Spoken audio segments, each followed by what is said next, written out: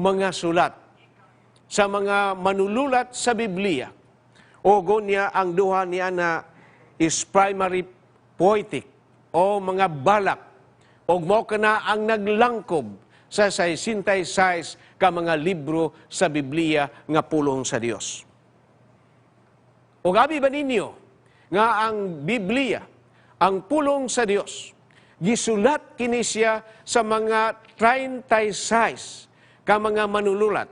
Adunay hari, adunay farmer, adunay general, adunay lawyer, adunay tax collector, adunay adunay mga mag-uuma o nagkalailahi nga sari sa mga tao ang nagsulat sa pulong sa Dios. O ang ato nga kahibulungan, nga mahibulong kita, nga kini nga mga magsusulat, nasulat ang Biblia, ang pulong sa Dios, sulod sa 1,600 ka mga katuigan, 1,600 ka mga tuig. Pero ang mga manunulat, ilang gisulat ang pulong sa Dios, ang Biblia, nga wala nag-contradict, but they are in harmony with each other. O kini nagpasabot, nga ang pulong sa Dios, usara ang author niini. Ang Biblia, usara ang author niini. Ang author niini, mo ang atong Diyos sa langit. O mao kini ang swito nga atong pagatunan karon, the origin of the Bible. Nga kinsa man ang sinugdanan, diin man gikan ang pulong sa Dios. O mapatud-an pa ba sa Biblia nga ang Biblia iya gayud sa Ginoo, nga iya gayud kini nga pulong. O mao kanay tubagon nato sa atong pagtuon nini nga kagabion. O ang una nga pangutana nga ato nga pagatubagon mao kini, who give the prophecies of the Bible by means of the Holy Spirit. Kinsa ang naghatag sa mga tagna sa Biblia pinaagi sa balaan nga espiritu? Kinsa man ang naghatag sa propesya sa Biblia? Nga kung ato ning masayran, manginigugma ko mga higala o mga kaigsunan, maghatag ka na to og dugang kadasig og kalig-on nga mupsali gayon sa pulong sa Biblia. Og unsa ang nasulat dinha sa Biblia nga maoy nagagiya sa mga minilyon ka mga katawhan nga nakatag sa tibuok nga kalibutan nga nagatuo sa Biblia. Ato kanang matubag diha sa ikaduha nga Pedro kapitulo 1 bersikulo 21. For the prophecy came not in the old times by the will of man, but holy men of God, as they were moved, holy men of God speak as they were moved by the Holy Ghost. Wala kuno'y propesya nga miabot, pinaagi lang sa kabubuton sa tao. Pero kini sila gigiyahan, gimanduan sa balaan nga espiritu. Og mao'y hinungdan nga ang mga balaan nga tao sa Dios mao ang nag-istorya og mao ang nagsulat sa pulong sa Dios nga mao ang ato karon nga Biblia. Kinsa ang naghatag sa propesya? Ang naghatag sa propesya ang atong Ginoo. Pinaagi sa iyahang nga manunulat ang mga balaan nga tao, pinaagi sa mando sa balaan nga espiritu. O gani ang unang nga Pedro, kapitulo 1, bersikulo 10 og ngadto sa 11. Ang mga manalagna naghatag og pagtagna may tungod sa grasya sa Dios alang sa mga katawhan. Og sila nagasusi may tungod sa kaluwasan nga gitanyag niini. Og atong mabasa sa bersikulo 11 nga ang Espiritu sa Dios ni kunsad sa mga manalagna sa karaan. Og unya nagasulti og unsa ang mahitabo sa ministeryo ni Ginoong Hesus sa pag-abot ni Ginoong Hesus unya dinhi sa kalibutan. Gisulat na sa mga propeta layo padaan ang mga pag-antos og unya ang mga ug ang himaya nga magasunod human sa pag-antos ni Ginoong Hesus. Kini nagpasabot nga ang pulong sa Dios nga karon naa sa ato nga mga puloy-anan, nga naa sa Biblia, kini gikan sa Espiritu sa Ginoo, Espiritu ni Ginoong Hesus, nga mao ang nag-inspire sa mga manululat sa Biblia, o kita gayud makasalig nga ang pulong sa Dios, nga ang Biblia, iya nga pulong sa atong Ginoo, pulong ni Ginoong Hesus, o gikan sa balaan niya nga Espiritu. Karon ang sunod nga pangutana, how much of the Bible is inspired by God? Pila man ang pulong diha sa Biblia nga gituga sa Ginoo. Unsa man ang ginaghanon sa basahon. Kana bagyong 66 kalibro sa Biblia ang gituga sa Dios og iyang ginabalaan nga mao'y mahimong giya sa atong kinabuhi. O pipila lang baka niini. Gitubag kini ni Timoteo sa ikaduha nga Timoteo, Kapitulo 3, versikulo 16. All Scripture is given by God. All Scripture is given by inspiration of God. Tanan, gituga sa Ginoo. Ang pulong niya. All Scripture. So, buot ipasabot, ang tanan gyud gituga sa Ginoo. Ang tibuok sa 66 ka mga libro sa Biblia, gituga sa Ginoo. Dili kita makaduha-duha ni ini, kay mao kini ang iyang giingon. O dinhi usab, gipadayag sa Ginoo ang iyang plano. Nganong iyang gipadala ang iyang nga pulong. Nganong iyang gituga ang iyang pulong. Nganong gituga niya ang Biblia. Alang kanato. Atong makita mga higala o mga kaigsunan nga ang Biblia gituga sa Ginoo kanato nga may kapuslanan alang sa pagpanudlo for doctrine, sunod for reproof alang sa pagbadlong, for correction alang sa pagpanuliid, unsa pagyud, for instruction alang sa pagpamadlong, aron ang alagad sa Ginoo, ang tao sa Ginoo, makalakaw sila nga putli og matarong. Ang Biblia gi-inspired sa Ginoo. Ang Biblia gituga sa Ginoo. Iyang pulong og dako og kahimuan alang sa matag usa kanato. Ngani kun kita magatuon sa pulong sa Ginoo, bisan unsa pa ka makasasala sa tao, kung iyang dawaton ang pulong sa Ginoo, mausab ang iyang kinabuhi. Doon ako'y uyuan, ngay labihan yun kabugoy kayo sa tanan. O sa iyang pagkabugoy, niabot yun ang panahon nga napriso siya. Pero nahimo nga panalangin, nga sa diha nga napriso siya. Kay ang pulong sa Dios miabot kaniya sa prisuhan. O niya, na dito siya nabautismuhan og nakaalagad sa Ginoo. Ang pulong sa Ginoo, manginigugma ko makaigsuunan, gikan kaniya og dunay gahom sa pag-usab sa ato nga kinabuhi, nga magasunod kaniya nga ingon matarong og putli. Ang sunod nga pangutana, nining gabiuna sa ato nga pagtuon, who revealed the future to the prophets through the inspiration of the Holy Spirit? Kinsa ang nagapadayag sa umarabot ngadto sa mga managna pinaagi sa balaan nga espiritu. Ang tubag niya na ato nga makita sa Amos 3 versikulo 7.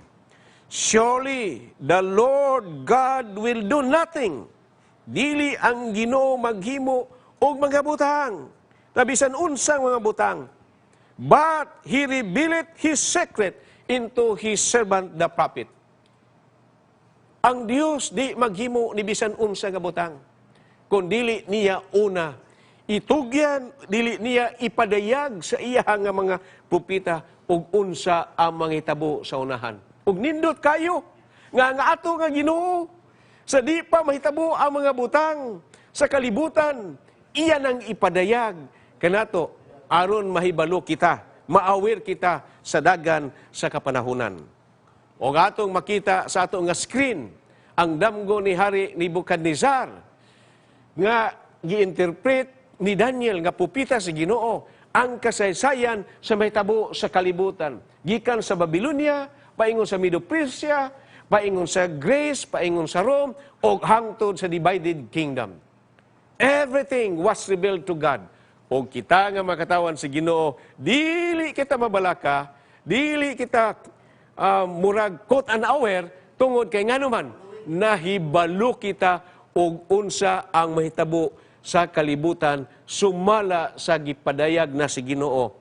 Kay mauna ang iyang pulong, nga gusto niya nga iyang makatawhan, mahimo nga ma-aware sa tanan nga butang.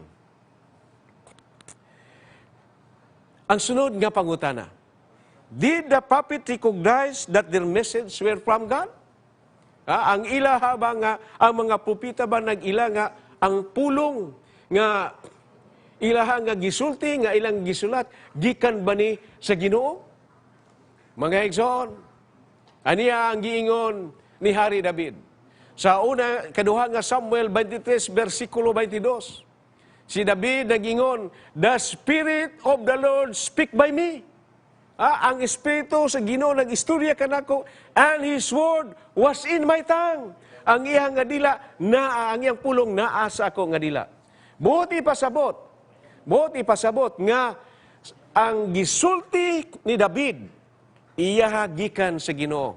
Ang Book of Psalms, pulong sa Ginoo nga gisulat ni Hari David. Unsa pa giyon? Si Jeremias nagingon, then the Lord put forth His hands and touched my mouth. And the Lord said unto me, behold, I have put my words in my mouth.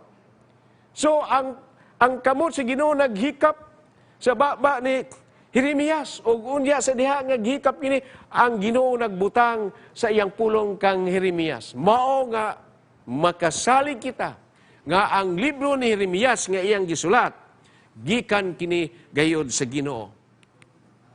Si Ezekiel, ang Ginoo nagsulti kaniya, og matod pa si Ginoo, ngadto kang Ezekiel, and thou shalt speak my word to them. Isulti kanila ang ako mga pulong. Maminaw sila og dili maminaw, pero isulti nimo ang ako nga pulong. Kay sila mga masupakon nga mga tao. Ang Ginoo nagbutang sa iya nga pulong, sa iya nga mga propeta, sa iya mga balaan nga tao, nga maoy ato karon nga ginabasa, nga maoy nagiya kanato sa pagkinabuhi nga Kristohanon. Bisan si Zacarias, ang amahan ni John the Baptist, sa diha nga napuno siya sa balaan nga espiritu.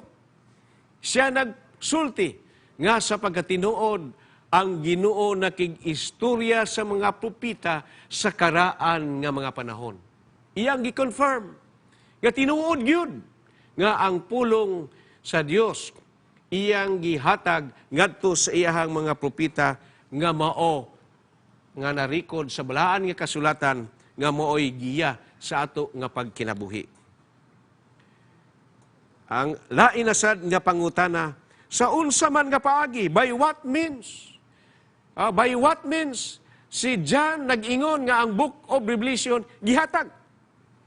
Atong mabasa ang pinadayag Kapitulo 1, versikulo 1 hangtod sa 2. This is the revelation of Jesus nga gihatag kaniya sa Ginoo o gikan ni Ginoong Hesus ngadto siya mga manulunda o gikan siya mga manulunda ngadto sa kang propeta nga John o gikan sa John ngadto sa 7 churches o ngadto sa mga katawhan. Ang pulong sa Dios gipadayag alang kanato nga gikan niya ngadto kang Ginoong Hesus siyang manulunda ngadto siyang propeta unya ngadto sa matag usa kanato. Dili kaduha-duhaan nga ang iyang pulong mao ang iyang gihatag kanato nga moy atong sundon sa ato nga kinabuhi. Unsa man ang mahitabo sa diha nga kita mubasa o kita maminaw sa pulong sa Dios. Sa padayon si Juan nagasulti kanato sa Juan Kapitulo 1, versikulo 3, Blessed is he that readeth, o blessed kadto usad nga nagabasa siya nga pulong sa propesya, and keep those things, o nagatuman sa gisulat sa propesya kay ang panahon haduol na. So bulahan ang tao nga nagabasa o nagapaminaw o nagatuman sa pulong sa Dios. Pagkanindot kayo, nga kamo karon nga naa dinha sa inyo nga Hope Channel nagatanaw, diha sa TV, diha sa internet, o diha sa YouTube, bulahan kamo nga naminaw o nakabasa usab sa pulong sa Ginoo. Kay hapit na ang iya nga pagbalik. Og akong gusto nga i-reveal pag yun ninyo, mga nahigugma ko nga mga higala o mga igsoon. Nga ang pinaka-importante nga discovery sa atong pagbasa o sa atong pagpaminaw sa pulong sa Dios. Ang pinaka-importante nga angay nato nga madiskubrihan sa pulong sa Dios. Nagaingon kanato sa Juan 5, versikulo 39. Search the Scripture, for in them ye think ye have eternal life, and they which testified of me. Kita nagatuon sa kasulatan, kay kita nagatuon nga makabaton tao kinabuhi nga dayon, pinakanindot na siya. Nga makabaton tao kinabuhi nga dayon, nga dili na ta mamatay. Nindot kay na nga discovery.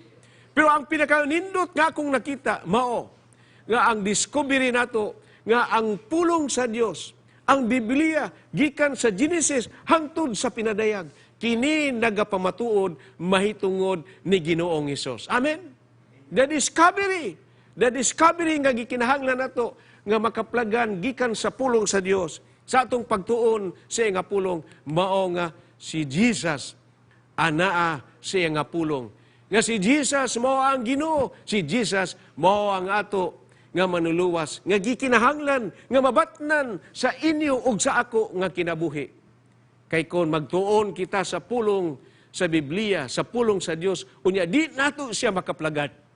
Mahimo nga sayang ang atong pagbasa, nga wa nato siya makaplagan, nga nahimo nato siyang Dios ug manuluwas sa ato nga kinabuhi. That should be the greatest discovery sa atong pagtuon sa nga pulong, kay maoy tuyo sa Ginoo nga iyang gipadayag ang iyang nga pulong aron atong makaplagan si Ginoong Hesus nga maoy manluluwas sa kalibutan.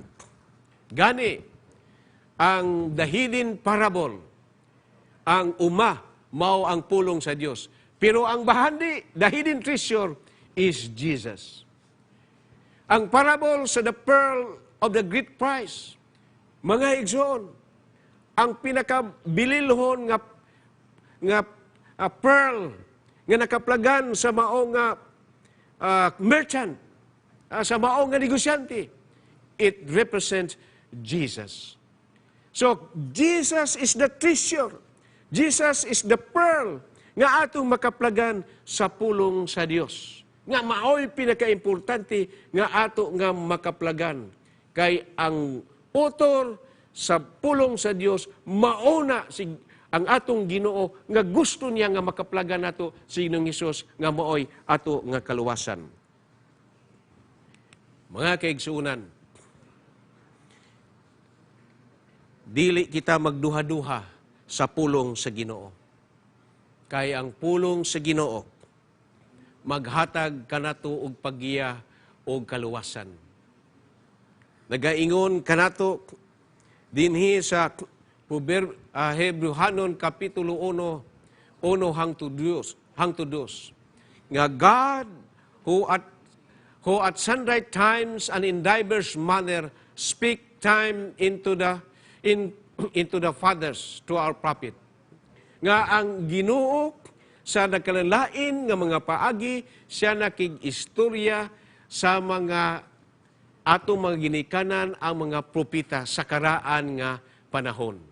O unya, niining ato karon nga panahon, ang Ginoo nakig-istorya kanato pinaagi sa iyang anak, that is Jesus, spoken unto us by His Son, Jesus, nga iyang gitudlo nga mao ang manununod sa tibuok nga kalibutan og mo hinungdan nga ang tanan nga mga butang nga gihimo ning kalibutan alang sa iya nga anak, nga alang sa pagpasidungog og alang sa himaya siyang anak nga kinahanglan atong mabatnan sa ato nga kinabuhi.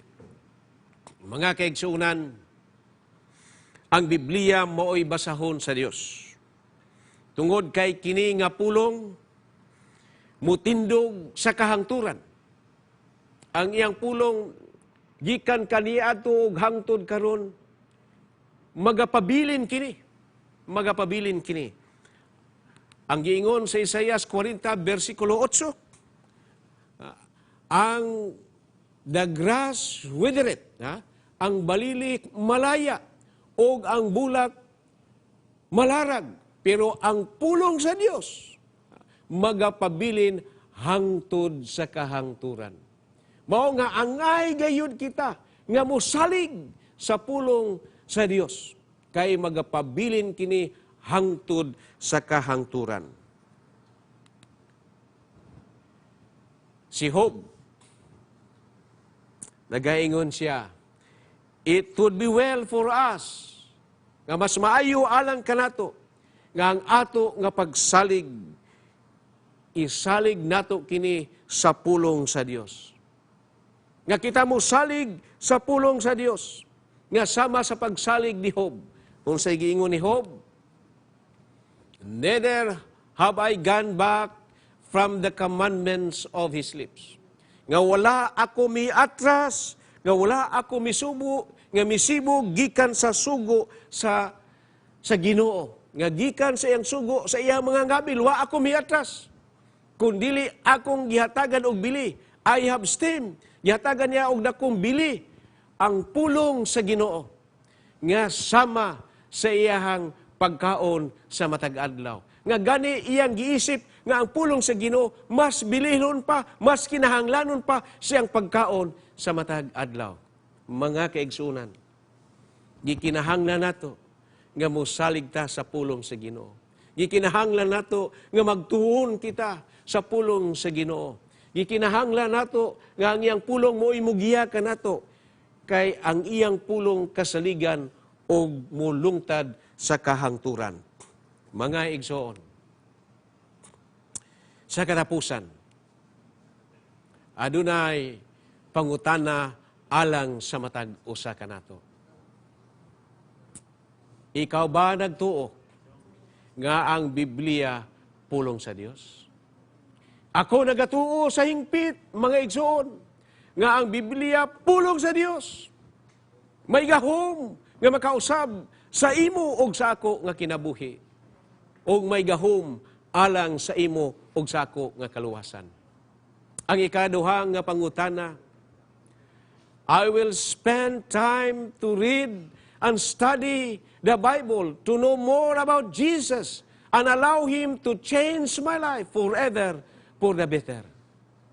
Inyo bang tugutan?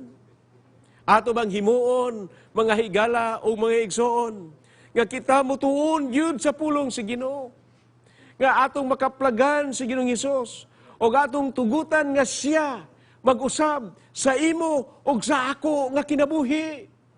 Dili ka mausab, dili ko mausab sa akong kinabuhi, kun dili si Ginoong Hesus makaplagan nato o himuon nato ang Diyos sa ato nga kinabuhi. Tun-an nato ang iyang pulong, aron mausab kita og makasunod sa iyang kakabubuton.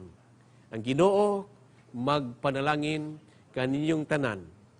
Ug sa pagtapos, ako kamong gihangyo nga idungo natong atong mga ulo sa pagampo. O Dios namo nga na ikaw sa kahitasan sa mga langit. Dalaygon ikaw Ginoo sa walay katapusan. Ganining gabiuna among natun-an ang imong nga pulong. O karon wala nami pagduha-duha nga ang imong pulong, nga ang Biblia imo nga pulong, o kami makasalig niini, kay sa amo kini pagatunan, maghatud kini kanamo sa kaluwasan, o maghatud kini kanamo nga makaila kami ni Ginoong Hesus, nga imong gipadala, nga kung kami mo salig ni Ginoong Hesus, makabaton kami sa kaluwasan. Salamat Ginoo nga nining gabi una, kami Ginoo magasaad nga mutuon pagyud og dugang sa imo nga pulong alang sa pagkinabuhi nga Dios nun og alang sa among kaluwasan.